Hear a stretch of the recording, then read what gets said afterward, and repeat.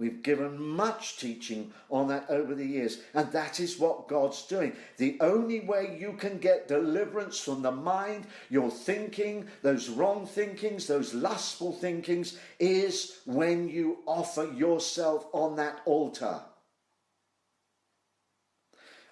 A lot of counselling I have done over the years with brothers and sisters with problems in their mind, in their thinking, the sinning that they do.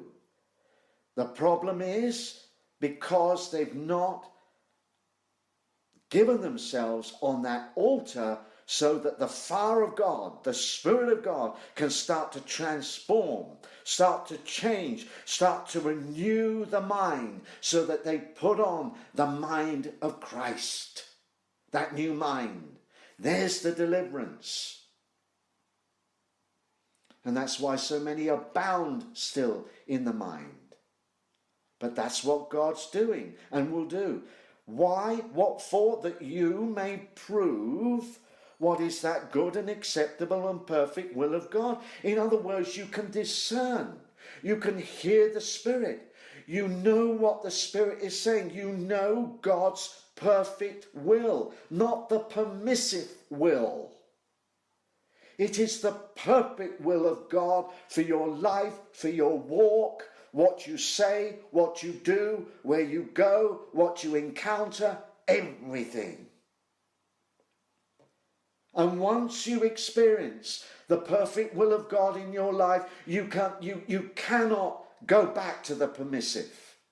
You just don't have an appetite for it anymore. Because in the perfect will of God is the presence of God, is your Father.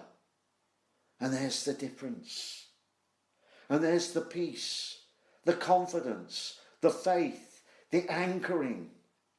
There is the life of God, Christ in you, taking over in your weakness.